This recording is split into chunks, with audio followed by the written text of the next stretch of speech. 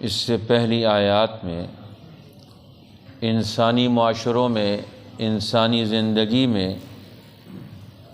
جن اسباب سے، جن برے اعمال سے، جس برے کردار سے فساد پیدا ہوتا ہے، خرابیاں پیدا ہوتی ہیں، ان کا تذکرہ کیا ہے۔ ان میں سے سب سے بڑے کام جو تھے وہ مال کا اور علم کا بخل تھا۔ یہ مال کا، علم کا بخل، اسی طرح انسان ریاکاری میں مبتلا ہو کر اپنے ایمان اور اپنے اعمال کو خراب کر لیتا ہے۔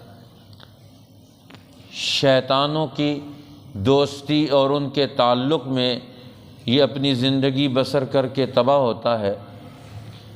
تو اللہ تعالیٰ نے فرمایا اب تم جو کام بھی کرو گے ان میں سے برے کاموں کا انجام برا نکلے گا، لیکن ایمان لانے کے بعد تم جو اچھے کام کرو گے، قومی اور اجتماعی زندگی کو سنوارنے میں تم نیکی کا راستہ اختیار کرو گے تو اللہ تو کسی کی نیکی ضائع نہیں ہونے دیتا۔ ان اللہ لا یظلم مثقال ذرۃ، اللہ تعالیٰ کسی کا ذرہ بر حق نہیں رکھتا۔ جو اس نے دنیا میں اچھے کام کیے، انسانوں کے لیے خیر اور بھلائی کے، قوموں اور اجتماعیت کی ترقی کے، اللہ کے بندوں کو زوال سے اور عذاب سے نکالنے کے لیے، تو اللہ تعالیٰ ان کاموں کو کیسے ضائع ہونے دے گا؟ انبیاء علیہ السلام کی سب سے بڑی محنت کیا ہوتی ہے؟ صحابہ کرام کی، کہ وہ امتوں کو، انسانوں کو گمراہیوں سے نکالتے، دنیا اور آخرت کی مشکلات سے ان کو نکالتے ہیں، ان کو دنیا اور آخرت کی کامیابی کی طرف لے کر جاتے ہیں۔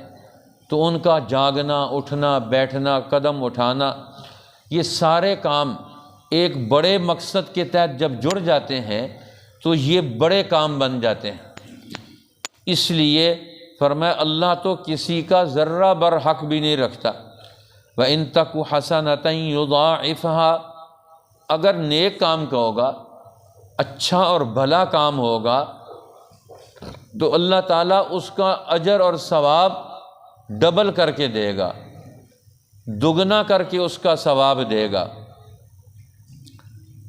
اور اگر صرف اجر اور ثواب دگنا نہیں ملے گا بلکہ وَيُؤْتِ مِن لَّدُنْهُ أَجْرًا عَظِيمًا، اس کو اپنی طرف سے اور زیادہ اجر اور ثواب بھی عطا کرے گا۔ اب جن لوگوں کے اعمال وہ اللہ تعالیٰ کے ہاں مقام حاصل کر لیں، مرتبہ حاصل کر لیں، ثواب کے مستحق بن جائیں، تو اس کا مطلب یہ ہے کہ وہ اللہ کے مقربین میں شمار ہوتے ہیں۔ تو ہر نیک عمل یہ انسان کو اللہ کے قریب کرتا چلا جاتا ہے، انسان اللہ کے مقربین میں شمار ہوتا جاتا ہے نیکی کی وجہ سے اور صحیح کردار کی وجہ سے۔ اب ظلم کو چھوڑنے کی وجہ سے، برائیوں سے بچنے کی وجہ سے وہ اللہ کے قرب کے مقام تک پہنچتا ہے۔ اس لیے اللہ جل شانہ کو یہ جو مقام قرب ہے یہ انسانوں کو ان کی بڑی محنتوں سے حاصل ہوتا ہے۔ اب انسان مسلسل محنت اور جد و جہد کرتا ہے تو پھر اسے اللہ کے قرب کا وہ مقام حاصل ہو جاتا ہے، جس طرح قرآن حدیث پاک میں آتا ہے نبی اکرم صلی اللہ علیہ وسلم کی مجلس لگی ہوئی ہے، اس میں حضرت ابو بکر صدیق بیٹھے ہوئے اور جبرائیل امین آتے ہیں، وہ کہتے ہیں اللہ جل شانہ سلام پیش کر رہے ہیں سب مجلس والوں کو، اور خاص طور پر یہ آپ کے پاس یہ ٹاٹ کا کپڑا پہنے ہوئے شخصیت یہ کون بیٹھی ہوئی ہے؟ کہا رسول اللہ نے فرمایا جبریل تم جانتے نہیں ہو، یہ میرے دوست ہے ابو بکر ہے۔ میں جانتا تو ہوں لیکن اللہ پوچھ رہے ہیں کہ جا کر پوچھیں یہ کون بیٹھا ہوا ہے، اور میں ابو بکر ہے۔ فرمایا اچھا، دوسری بات کہ اگر ابو بکر ہے تو ان سے پوچھو کہ یہ اس حال میں کیوں بیٹھے ہوئے، جسم پر ایک ٹاٹ کا کپڑا پہنے ہوئے، اور اس ٹاٹ کے کپڑے کو ببول کے کانٹوں سے، کیکر کے کانٹوں سے جوڑا ہوا ہے۔ حالانکہ عرب کے تاجر تھے، بین الاقوامی تجارت تھی، لیکن اس سارے مال کو جو ان کے پاس موجود تھا، اللہ اور اللہ کے رسول کے تقاضوں پر اور حکم پر اس سب کو خرچ کر دیا، کسی چیز کی پرواہ نہیں ہے۔ اور اس حال میں اللہ پوچھتے ہیں ان سے، پوچھو یہ اس حال میں بیٹھے ہوئے ہیں، یہ خوش ہیں کہ نہیں ہے اللہ سے؟ اب دیکھو یہ مقام قرب وہ حاصل ہوا ان کو کہ رسول اللہ کے ساتھ اس دین حق کے غلبے کے لیے وہ کردار ادا کرتے ہیں، تو ان کا مقام اللہ کے ہاں کتنا اونچا بن گیا کہ جبریل بھی سلام پیش کرتا ہے، اللہ بھی سلام پیش کرتے ہیں۔ اور ابو بکر صدیق سے پوچھتے ہیں کہ ذرا بتاؤ اس حال میں بھی تم خوش ہو کہ نہیں ہو؟ وہ کہتے ہیں آنکھوں سے خوشی کے آنسو آ گئے کہ ہمیں کیا ہو گیا کہ ہم اپنے رب سے راضی نہ ہوں، ہم اپنے رب سے خوش نہ ہوں، یہ تو کیا چیز ہے مال کہ ہم اس کے لیے قربان کریں۔ تو اب ہر نیکی کا عمل وہ ہم سے کچھ نہ کچھ قربانی تو ضرور مانگتا ہے، اور ہر نیکی کے عمل سے جو ہم قدم اٹھاتے ہیں قربانی دے کر، اللہ جل شانہ کے قرب کا مقام طے ہوتا ہے۔ ہمارا مال گیا اور ادھر سے ہمارا اپنے خالق اور مالک سے قرب کا تعلق پیدا ہو گیا، ہمارے اور رب کے درمیان جو چیزیں حائل تھیں وہ ختم ہو رہی اور ہم اس کے قریب ہو رہے ہیں۔ اس لیے یہ تو مہنگا سودا نہیں ہے، موت پر تو ساری چیزیں چھوڑنی ہی چھوڑنی ہے۔ اگر اپنے ارادے اور اختیار سے کچھ چیزوں کو ہم چھوڑ دیں، اللہ کے نام پر قربان کر دیں، تو اللہ ان بندوں کی ان قربانیوں کو کیوں نہیں کھاتے میں ڈالے گا، کیوں نہیں ان کو شمار کرے گا؟ اس لیے اللہ تعالیٰ کسی کا حق نہیں رکھتا، جو اس کے لیے ذرہ بر کام کرے گا اللہ جل شانہ اس کو وہ سارا انعام دے گا۔ حدیث پاک میں آتا ہے کہ دنیا میں فرشتے کو اللہ جل شانہ نے اسے پوچھا کہ بتا تجھے کب کوئی تعجب اور افسوس بھی ہوا موت کے فرشتے کو؟ اس نے کہا ہاں، ہمیں 2 دفعہ یہ بڑا تعجب اور افسوس ہوا کہ موت کا وقت ایک آدمی کا قریب آ رہا تھا، اب نیک آدمی ہے، موت کا وقت قریب آ گیا، اب اس کی موت کا وقت قریب آ گیا، اس نے پانی مانگا، اب فرشتے کو حکم دیا کہ یہ پانی گرا دو، یہ پانی آخری وقت میں پی نہ سکے۔ تو ہمیں بڑا تعجب ہوا کہ آخری وقت میں اس کی اس خواہش کو توڑا جا رہا ہے، ہمیں سمجھ نہیں آئی کہ مسئلہ کیا ہے، ماجرا کیا ہے، کیوں اس کی خواہش توڑی جا رہی ہے؟ آخری وقت میں فرشتے کو بھیج دیا پانی گرا دو، یہ پانی پی نہ سکے۔ تو اللہ نے فرمایا کہ اس بندے کا ایک مقام ہمارے یہاں طے تھا جنت میں، اس نے اس مقام تک پہنچنا ہے، لیکن یہ دنیا میں اتنے نیک عمل نہیں کر سکا کہ یہ اس مقام کو پہنچے، لیکن ہمارے تعلق کی وجہ سے، اس دین کی نسبت کی وجہ سے، اس کے دل و دماغ میں جو اللہ کی عظمت ہے اس کی وجہ سے ہم نے اس کا ایک مقام طے کیا ہوا تھا۔ اب اپنے عمل سے تو وہاں پہنچ نہیں سکتا، اس لیے ہم نے آخری وقت میں، یہ سب سے مشکل ترین گھڑی ہے، اس میں انسان کو سب سے زیادہ پانی کی ضرورت ہوتی ہے۔ رسول اللہ صلی اللہ علیہ وسلم نے فرمایا کہ یہ جو سکرات الموت ہے آخری وقت میں، فرمایا سبحان اللہ ان للموت سکرات، موت کی بھی اللہ ہر عیب سے پاک ہے اور موت کی بھی سختی ہے، جب روح جسم سے جدا ہوتی ہے اس کی بھی ایک سختی ہے۔ فرمایا سبحان اللہ ان للموت سکرات، اگر اس کو سمندر پانی کے ملے تو وہ پی جائے، ایسی سختی ہوتی ہے۔ اب ایسے حال میں اس کو پانی کا پیالہ گر جائے تو یہ کتنا بڑا اس کے لیے، کتنا بڑا وہ ضرورت تھی، بڑی ضرورت تھی اور اس سے دور ہو گئی۔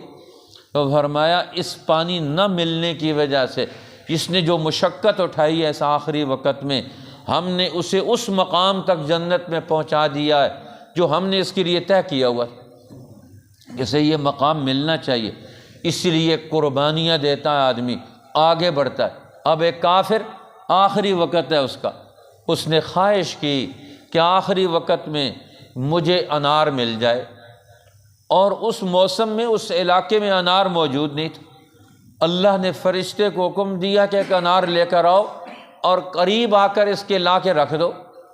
اب موت کے وقت کے قریب ایک کافر کے پاس اس کی خواہش کے مطابق انار رکھ دیا۔ اب فرشتے کو تعجب ہوا، ایک مسلمان کو اور ایک نیک آدمی کو تو پانی کا پیالہ بھی نہیں پینے دیا، اور ایک کافر کی خواہش تھی کہ اس کو انار مل جائے، آخری وقت میں اسے انار دیا جا رہا ہے۔ ہمیں سمجھ نہیں آ رہی۔ فرمایا اس آدمی نے دنیا میں ایک نیک کام کیا تھا، ایک اچھا کام کیا تھا، دنیا کی دھرتی کو کامیاب بنانا، کسی کی ترقی کر دینا، کسی کے لیے خیر کا کوئی کام کر دینا۔ کافر بھی یہ کام کرتے، لیکن اللہ جل شانہ چونکہ ان کا آخرت کا ایمان تو نہیں ہے کہ وہاں ان کو فائدہ ملے، چونکہ انسان جب اپنے ارادے سے، اپنے نصب العین سے، اپنے خیال سے جب وہ اس کو ذہن میں رکھ کر یہ کام کرتا ہے کہ میری آخرت میں بھی مجھے اجر ملے گا، تو آخرت میں تو اجر اسی وقت ملے گا۔ اب جو کافر دنیا میں کام کرتا ہے دنیا کو مقصود بنا کر، تو اللہ تعالیٰ اس کو دنیا میں سب کچھ دے دیتے، ورنہ اس کی نیکی تھی، ایک اچھائی اور بھلائی تھی دنیا میں، اس کا اجر اور ثواب ہم نے اس کو دنیا میں اس آخری وقت میں اس انار کی شکل میں دے دیا۔ اگر یہ خود ساری دنیا بھی خرچ کرتا، اس آخری وقت میں، یہ موت کے وقت میں یہ انار نہیں حاصل کر سکتا تھا۔ ہم نے اسے دے کر اس کا کھاتا بے باک کر دیا۔ لہٰذا اللہ جل شانہ کسی کا حق نہیں رکھتے۔ حدیث پاک میں آتا ہے نبی اکرم صلی اللہ علیہ وسلم نے ایک صحابی کو، عبداللہ ابن مسعود تھے یا ابی ابن کعب، دونوں میں سے کسی کو فرمایا کہ مجھے قرآن سناؤ، قرآن حکیم پڑھ کر مجھے سناؤ۔ انہوں نے عرض کی یا رسول اللہ علیک انزل، آپ پر تو قرآن اترا ہے، آپ ہمیں سناتے ہیں، میں آپ کو قرآن سناؤں؟ آپ نے فرمایا ہاں، میرا جی چاہتا ہے کہ میں تم سے قرآن سنوں، تمہاری زبان سے بھی قرآن سنوں۔ قرآن پڑھنے کا بھی اپنا مزہ ہے اور قرآن پاک سننے کا بھی اپنا مزہ ہے۔ پڑھنا بھی رسول اللہ کی سنت ہے اور قرآن سننا بھی رسول اللہ کی سنت ہے۔ فرمایا ہاں سناؤ۔ اب انہوں نے یہ سورہ نساء پڑھنی شروع کی۔ اب پڑھتے پڑھتے وہ رکوع، پہلا رکوع، دوسرا رکوع، تیسرا رکوع، چوتھا رکوع، پانچواں رکوع، اب یہ چھٹا رکوع ہے۔ 6 رکوع رسول اللہ نے ان سے سنے۔ جب اس آیت پر پہنچے فَكَيْفَ إِذَا جِئْنَا مِن كُلِّ أُمَّةٍ بِشَهِيدٍ وَجِئْنَا بِكَ عَلَىٰ هَٰؤُلَاءِ شَهِيدًا، ان کافروں کا اس وقت کیا حال ہوگا جب ہم ہر امت میں سے شہید، احوال بتانے والے، معتبر لوگ، گواہی دینے والے، انسانوں کی ان خرابیوں پر انسانوں کے اندر سے ہم ان کے گواہ لے کر آئیں گے، ان کے نبی، ان کے علماء، ان کے معتبر لوگ، سمجھدار لوگ، ہم ان کو انسانوں کے ان مسائل میں اللہ فرماتے ہیں ہر ایک امت کے اندر سے گواہ لائیں گے، اور اس امت کے اندر سے بھی گواہ سب سے بڑے آپ ہوں گے، اور آپ کے بعد آپ کے علم کے وارثین ہر دور کے، آپ کے نبوت کے معنوی علوم کے وارثین، علماء، فضلاء اور صوفیاء، اولیاء اللہ، بزرگان دین، عادل حکمران، امت کے معتبر لوگ، جن کی شہادت اور جن کی گواہی دنیا میں بھی لی جاتی ہے، آخرت میں بھی اللہ تعالیٰ گواہیاں لے گا انسانوں سے۔ بتاؤ ان انسانوں کے یہ مسائل ہیں، تمہاری ان کے بارے میں کیا گواہی ہے؟ ان لوگوں نے کیا کیا دنیا میں، ان کا کیا کردار تھا؟ ان کا کردار واضح کرو، گواہی دو۔ میں نے دین ان کے پاس بھیجا تھا، قرآن ان کے پاس بھیجا تھا، نبی ان کے پاس بھیجا تھا، نعمتیں ان کو دی تھیں، انہوں نے کیا کردار ادا کیا؟ ہر قوم کے اندر سے اس کے معتبر لوگوں کو بلایا جائے گا۔ اس لیے شرعی حکم بھی ہے، کوئی مسئلہ پیدا ہو جائے کسی علاقے میں تو اس کے سارے معتبر لوگوں کو بلا کر ان سے گواہی لی جائے۔ اس لیے قرآن چاہتا ہے کہ مسلمان، ہر مسلمان وہ دنیا میں شہادت کا اہل ہو، گواہی دینے کا اہل ہو، اس کے اندر اتنے اخلاق، اتنا وزن ہو اس کی زندگی کے اعمال کا اور اخلاق کا کہ وہ قومی، انسانی، اجتماعی معاملات میں وہ رائے دے، وہ گواہی دے۔ کہ اس کا یہ مسئلہ صحیح ہے، اس کا یہ مسئلہ غلط ہے۔ اس لیے دنیا کی عدالتوں میں فیصلے گواہیوں پر ہوتے ہیں۔ اب گواہ لائے جاتے ہیں، اللہ کی عدالت میں انسانوں کے مقدمے آئیں گے، وہاں بھی گواہ لائے جائیں گے۔ انبیاء علیہ السلام اپنی امتوں کے خلاف گواہ ہوں گے کہ انہوں نے اپنے اپنے دور میں کیا کام کیے۔ فرمایا اس وقت ان کافروں کا بھی کیا حال ہوگا، ان لوگوں کا بھی کیا حال ہوگا۔ جئنا من کل امت بشہید، ہر امت میں سے ان کے حال بتانے والا، ان کے معاملات پر گواہی دینے والا ہم لے کر آئیں گے۔ وجئنا بک علی ہؤلاء شہیدا، اور ہم آپ کو آپ کی امت کے خلاف گواہی کے طور پر لائیں گے۔ جب اس آیت پر پہنچے تو رسول اللہ کی آنکھوں سے آنسو جاری تھے۔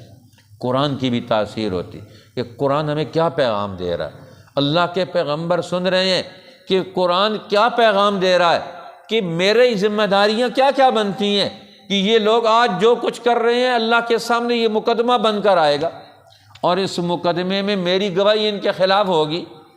آج اس گواہی ہماری ان کے خلاف کیوں جائے؟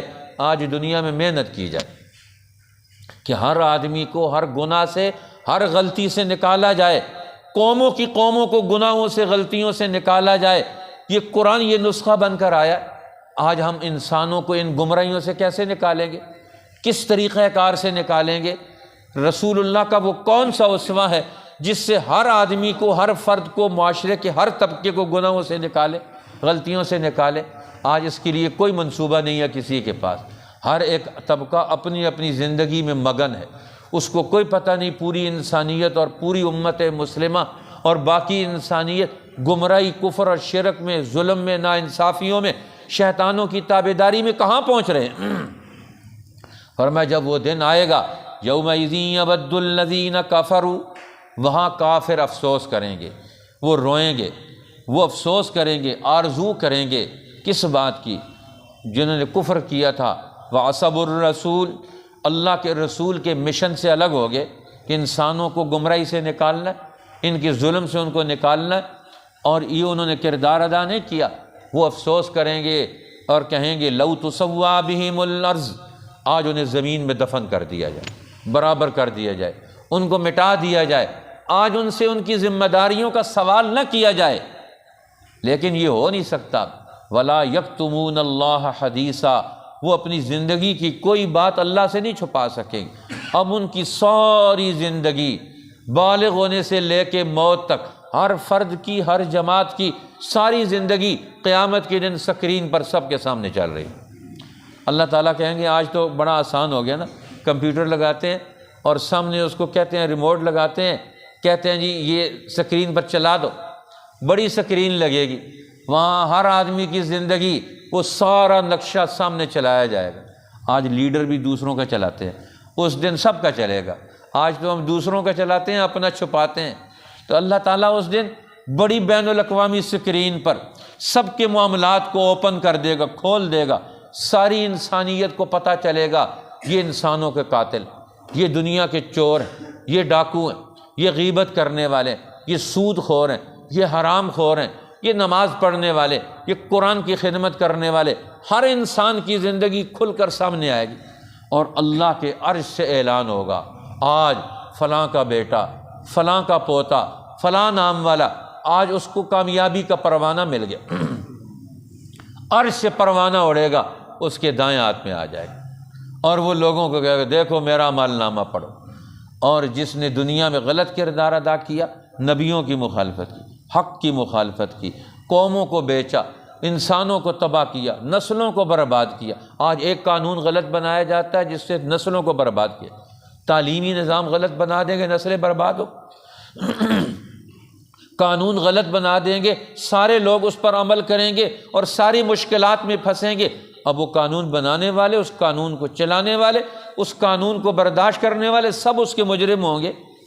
اب قیامت کے دن اب نامہ اعمال اڑے گا، ہاتھ پیچھے بندھے ہوئے ہوں گے مجرموں کے، اور ان کو نامہ اعمال اڑتا ہوا آئے گا، اور پیٹھ کے پیچھے سے فلاں فلاں کا بیٹا اپنی زندگی ہار گیا، ناکام ہو گیا، جہنم میں چلا گیا۔ اب سارے محشر کے سامنے، سب لوگوں کے سامنے ہر آدمی کی کلی کھلنی ہے روک کوئی بھی نہیں سکتا۔ ولا یکتمون اللہ حدیثا، اللہ کے سامنے سے کوئی بات کسی کی چھپی ہوئی نہیں رہے گی، ہر مجلس اوپن کی جائے گی، ہر زندگی کا عمل کھولا جائے گا، اچھا ہو یا برا، اب اس کی صحیح تعبیر کی جائے گی، صحیح نتیجہ اسے ملے گا، بچ کوئی نہیں سکتا۔ جب بچ نہیں سکتا تو آج وقت ہے کہ اپنی زندگی کو درست اصول پر لے کر آئیں۔ اللہ جل شانہ مجھے اور آپ کو، پوری دنیا کے مسلمانوں کو، پوری دنیا کے انسانوں کو صحیح دین کا، انسانیت کا اصل راستہ وہ ہمیں حاصل کرنے کی، اس پر چلنے کی توفیق عطا فرمائے۔ یہ آج بھی لیلۃ النصف من شعبان کی 15ویں رات ہے۔ اس رات میں لوگ اجتماعی طور پر اب تو جاگنا شروع ہو گئے، یہ تو انفرادی طور پر اپنے گناہوں پر ندامت کے آنسو بہانے کی رات۔ اللہ کو یاد کریں، ذکر کریں، استغفار کریں، توبہ کریں، تلاوت قرآن کریں، قبرستان میں جائیں، رات کو عبادت کریں، صبح روزہ رکھیں، یہ کام اس میں مسنون ہے۔ اللہ تعالی ہمیں پوری امت کو اس کی توفیق نصیب فرما دے۔ ان اللہ لا یظلم مثقال ذرہ، بے شک اللہ حق نہیں رکھتا کسی کا ذرہ برابر۔ وَإِن تَكُ حَسَنَةً يُضَاعِفْهَا، اور اگر نیکی ہو تو اس کو دگنا کر دیتا ہے۔ وَيُؤْتِ مِن لَّدُنْهُ أَجْرًا عَظِيمًا، اور دیتا ہے اپنے پاس سے بڑا ثواب۔ فَكَيْفَ إِذَا جِئْنَا مِن كُلِّ أُمَّةٍ بِشَهِيدٍ، پھر کیا حال ہوگا جب بلائیں گے ہم ہر امت میں سے احوال کہنے والا۔ فَجِئْنَا بِكَ عَلَىٰ هَٰؤُلَاءِ شَهِيدًا، اور لائیں گے ہم آپ کو ان سب پر، لوگوں پر احوال بتانے والا۔ یومئذ یود الذین کفروا، جس دن آرزو کریں گے وہ لوگ جو کافر ہوئے تھے، وعصوا الرسول، اور رسول کی نافرمانی کی تھی، لو تسویٰ بہم الارض، کہ کاش کے برابر کیے جائیں وہ زمین میں، مٹا دیے جائیں زمین میں۔ ولا یکتمون اللہ حدیثا، اور نہ چھپا سکیں گے اللہ سے اپنی کوئی بات۔ صدق اللہ۔